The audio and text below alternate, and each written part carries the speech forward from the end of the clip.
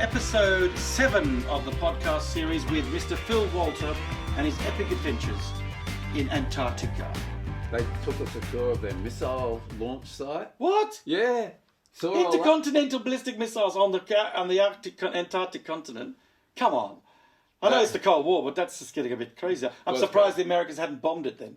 Well, you know, if they knew about it. Anyway, yeah, it was for weather. At least that's what they told us. They're mini rockets.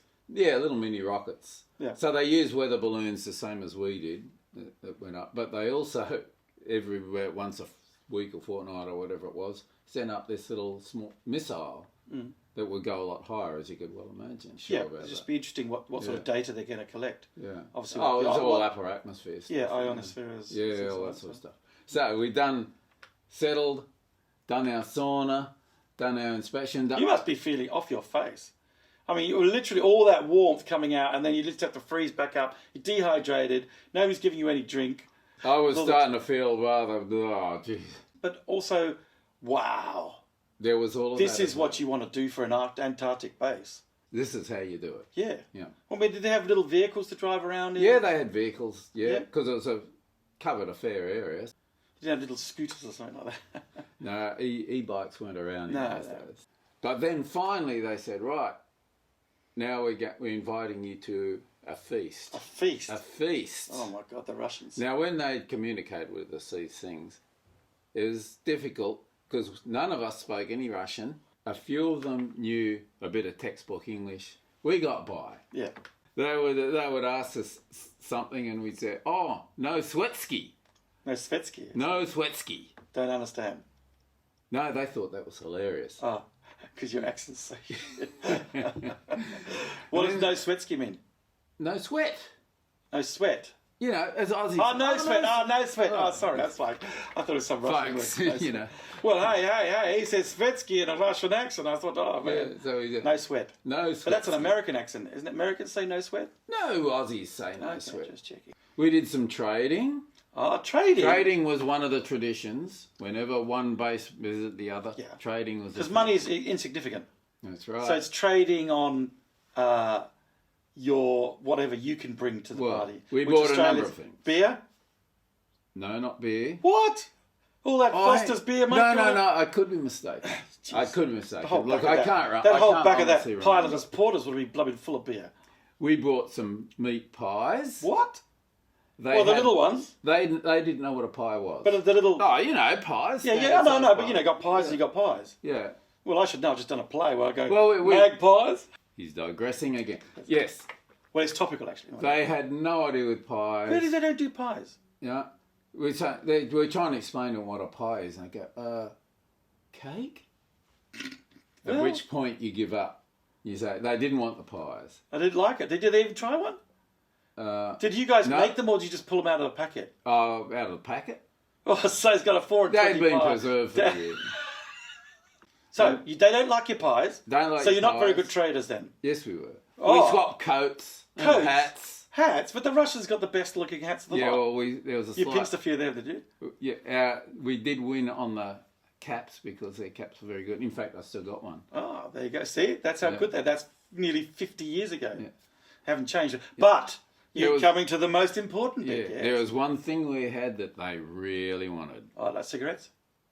No, they didn't care. Beer? They don't like beer, do they? They're not beer drinkers, no. No, it was Playboy magazines. Pornos. Porno, Playboy magazines. Wow.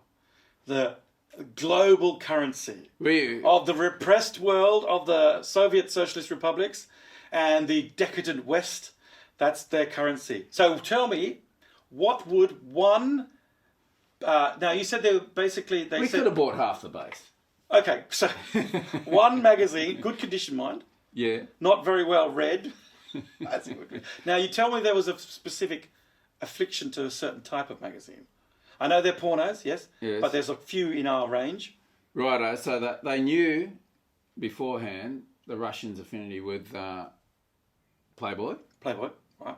So we took a lot of Playboys. Now somebody must have known this and had a pile of them all ready to take. There must be a government little note saying you must bring porno magazines to Antarctica to trade with the Chinese, the Russians, especially the Russians.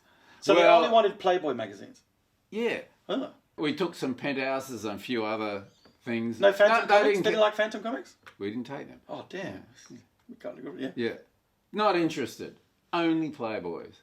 So I have a suspicion that Playboy was a current form of currency in Russia. Yeah, yeah. So you're trading it, and they go, oh, great, because they. So tell me, how many did you bring across? Because somebody must have known, because you've never been to a Russian base before. You didn't know that this was currency. We didn't know, but there'd been somebody visits, in there like visits in years past. Yeah, I said. So they knew. Is that scribbled on the wall? Yeah. Don't forget the pornos. They couldn't have been the ones lying around the base because they were all too well worn. Yeah, I was going to say, because there's holding so I mean, when we go, let's go back to when you came down. I mean, did you have a stack of them with you anyway? I didn't take any, did I? Well, of course, Somebody of course. did. They magically appeared. We traded them with the Russians. Okay, so I'm going to give you the Playboy magazine. What are you going to give me? A hat? Junk, basically. Okay, Russian junk. Russian But junk. you go, wow, look at this. This is great hats. This is great this. The hats were okay, but most of the stuff we got was trinkety junk. Okay, so touristy stuff. Yeah. Oh. So that's really quite fascinating, and that's that baseline thing, isn't it? It's a male environment. You know, they might look at them, but like you said, that's like liquid gold. Yes, it was. There's a tradition done. Then, of course, there was the feast. Yes, the feast.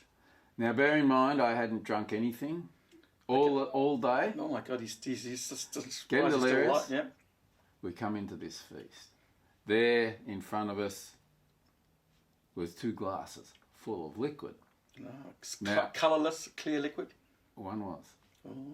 Now, I was a non-drinker back in those days, or pretty much, almost a non-drinker. So you must have had a lot of work with your ration of beer then. You could be trading it every 5 minutes. I did. Yeah, pornos. He was the got some They were extra- freely available. then. Okay. Anyway, I thought, I've got to have a drink. So I saw these 2 glasses full of liquid, and I picked one up and glug, glug, glug. And I went, Oh, Jesus. fumes started coming out of my eyes Oh, my and nose God. and ears, and I thought, oh. And your nose is dribbling as well. It's just going. I put it down, thought, I'm very thirsty, but I can't drink any more of that. So I thought, well, try the other one. It's like was it Alice in Wonderland? You know, pick that one, you grow bigger, and to eat that one. Yeah, well, I didn't grow bigger. Oh, well. I drank it, I thought, oh, that's not too bad. So it was still alcoholic. Yeah, but it wasn't. Wasn't it seemed pure a lot 100%, mild, yeah. because the first one was cognac, Russian cognac. Which is clear. Is it clear? No, it wasn't clear. So It was a it's sort like of a brownie colour. Brownie colour. Yeah. The second glass was nearly clear. And I thought, right, that's good. So I guzzled a whole lot because I was so thirsty. God. Now, Set fire. you can guess what it was. Oh, vodka. Pure Russian vodka of the highest quality. Yes, very good stuff. It was very good stuff. It quenched my thirst. Yeah. Then out come the food. We had this magnificent feast. It was great. And we did our best to communicate. I was sitting next to the chief geophysicist, and on the Russian base, he was very high up. So you're saying like your peer groups in, you're the chief physicist of the Australian base, you're the chief physicist. Oh, how many people work for you? Oh, just me. Yeah. How long have you been out of university? Oh, about a year. Yeah, something like that. You scruffy little Aussie. Well, you had this Yeah. big bushy beard and everything else. That wasn't that bushy. Well, I might have even trimmed it photographs, before yeah, I got might it. have done, yeah, right. Oh, okay. Yeah. I did trim it now and again. Okay. Wow. Food is over. So what sort of, now come on. You've gone into such graphic details. What kind of food was it? I mean, this is Russian food. This is like big bread and, big soups. Well, there was all of that sort of stuff. Oh, it's As it turns out, I can't remember. There's probably a reason why. pissed as a fart.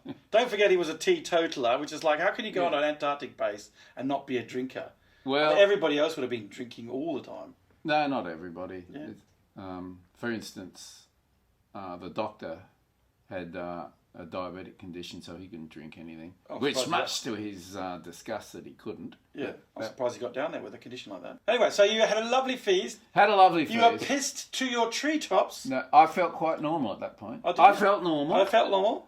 Trying to make conversation with the chief geophysicist of Molodezhnaya. Molly, yeah. I got the message across, I would be interested to see the geomagnetic setup of the base. Mm-hmm. With that, once I finally got the message across, I thought we'd probably do it the next day. He leaps up. He says, "We go and see the geomagnetic setup," or something like that. The officer in charge leaps up and says, "Yes, we'll go." It's like a salute. Yeah. Yes! He does. And of course, once he Nostrovia. it was like that. Once he gets up, everybody else gets up. Because they're all so pissed they don't know what he said. Oh, it's Nostrovia! I said, "Oh, Okay. I've started something here." Okay. So I got up. Oh, your legs fell off. Just about. Yep. I couldn't stand. I thought, "Oh no, what's going on here?" As you start getting this dotted, oh God. I didn't know at this stage that I'd been guzzling vodka. Yeah, because it's not that taste. It's fairly. No, it seems mild, but it's not. Yeah, it's lethal. Yeah. Anyway, they get up and off they go. So you sort of. And I sort of hung around at the back and I staggered out behind them. Got out the door and off we went. And we did this tour, and I mean, a fairly long tour because it's quite a big base, as you said. Yeah, but this was just the geomagnetics. Yeah. So, about three or four buildings or something like that. Yeah. And I would normally be up there asking questions because I was a knowledgeable one about this. This is your specialty. This is my specialty. I was at the back trying to be as inconspicuous as I can, hardly able to stand. Sort of pissed Phil. Highly embarrassing as I staggered along. You've obviously changed a bit now because you do like a nice drink now, don't you? Ah, nice red wine. So you were corrupted by the great experience. I think I was. The Russians, another alcoholic. So would you have thought that, the demeanour of the Russians, they're very friendly, they're loud and enjoying their food and their booze, it's a very relaxed and warm environment. It was. They went out of their way to make you guys feel welcome. They did. Yeah. Exactly. And it's kind of like, I suppose, when they come to your base, you sort of feel a bit intimidated because you can't offer them as much. I must admit, I wouldn't like to be them coming to visit us. Yeah. Now, the only advantage Mawson had was it's a much more scenic area, much more so than Molodezhnaya. But apart from that, the Russian base had everything over Mawson. Yeah. So here's you staggering around going, what's that? What's this? Oh, that's a spindle of... I tried to say nothing. Well, were you with some other Aussies coming with you, or just you? No, everybody came. Everybody at that feast. Everybody was there. So you got a whole tribe of people. All the Aussies, all the Russians are all slightly... everybody's pissed as. I suppose they're pretty wound up by then. Yeah. So it was like this great procession coming through. Yeah. Anyway, I survived that. Somehow, at least. I don't know how noticeable it was that I could hardly stand. I think they were chuckling themselves because they could have been. Those bloody Aussies. Anyway, eventually, the tour ended and I was able to stagger off to our accommodation, whereupon I could sleep it off. Jesus. Phil's had a skinful, yes? No, I don't remember having a hangover. No, he sort of dragged you out into the cold and said, "Yeah, I have a sleeping off out here." If they did, I would not remember. Next morning... What time next morning? We sort of talked to... I don't 10 o'clock, because you've had a big night I don't out. even know what time zone we were in. Oh, yeah, well, that's right, because you're 500 kilometres the other way. Yeah. We get up, they gave us breakfast, all the rest. So they got a big mess hall, sort of. Yeah, big mess hall. Yeah. I can't remember much what else. We might have done a bit more touring of the base. Then finally it's time to leave. So your pilots would have had a skinful the night before as well. Well, they would have to watch it. I was going to say, because, like you said, you get a couple of vodkas go, I've only two. The pilots did not cut corners. Yeah. They were very professional then. Very professional. Okay. Because, you're sitting there going, that's all right, we've got no other airspace to worry about, we'll just fly on. So if there's a time difference between when they could have their last drink and they're flying, they did observe it. Okay. Yeah. So who would have told them off if they hadn't? Nobody. Okay, because that's their own sense of doing the right thing. That's on them doing the right thing. Yeah. But would they have refueled at their base? Probably. Because, I'm just thinking whether or not there's an issue with what fuel they use and what fuel you guys would use, or would it all be just standard? The fuel was all ATK, which is aviation kerosene. Yeah, yeah. And I think they would probably use the same fuels. They'd have it down there or the equivalent. Would they have it? Would they have an airstrip down there? Would they have? Oh yes, yeah. Oh, so because you guys just have landing pads, don't you? Yeah, well, yeah. Don't forget the Pilatus Porter also landed there, and they had an airstrip. Yeah. Which would have been half a K out from the base or something like Okay, that. so it's We landed on chopper pads, and that's when the clouds of dust took Yeah. off. Eventually, our trip came to an end. Oh, finally, God. No, That was actually, great. we had a good time. Yeah. I suppose it's one of the things we sort of like, this sort of thing should be a regular thing Yeah. throughout the year, not just a sort of one-off. That every would have 5 been years. good. But Just because of yeah. great relationships developing with human-to-human contact. However, there wasn't too much flying, if any, in the winter. Yeah, yeah. Slightly different. This is all summer aviation.